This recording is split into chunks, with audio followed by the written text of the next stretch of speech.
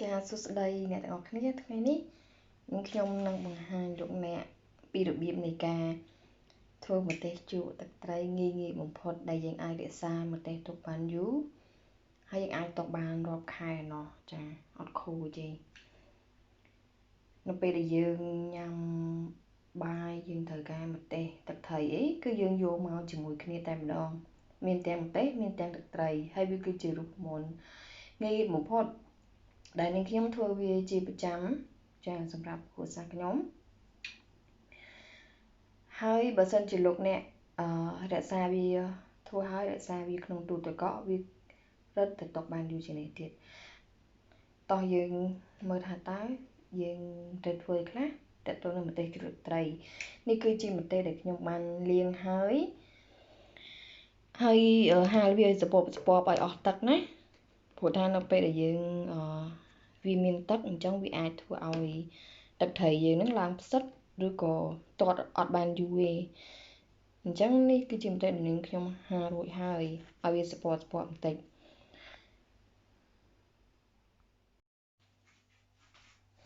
ចាដំបូងឡើយយើងត្រូវមានកែវស្អាតមួយដែលស្ងួតចាបន្ទាប់មកគឺយើង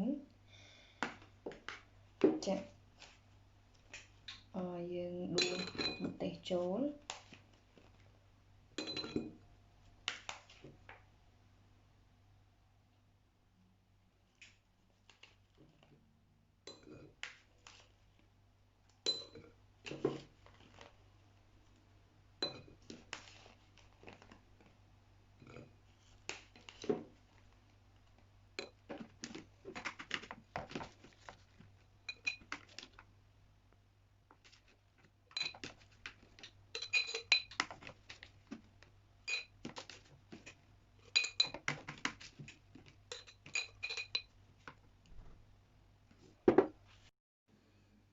ចាបន្ទាប់មកយើងចាក់ទឹកត្រីចូល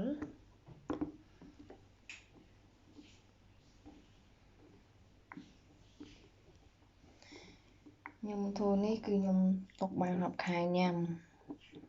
ម្យ៉ាងដោយសារខ្ញុំនៅស្រុកនេះពិបាកហូរម្ទេសអញ្ចឹងញ៉ាំណាហើយធ្វើអញ្ចឹងទៅខ្ញុំអាចទុកបានយូរញ៉ាំស្រុកនេះគេអត់ញ៉ាំហូរដូចយើងណាហើយនៅពេលដែលយើងមកស្រុកអញ្ចឹងយើងពិបាកហូររបស់ខ្មែរញ៉ាំចាយើងចាក់រហូតដល់លិចម្ទេសយើង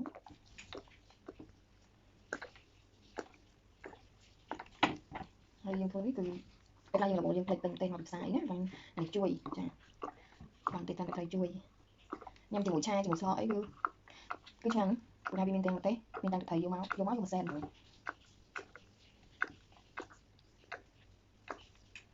យើងឃើញហើយ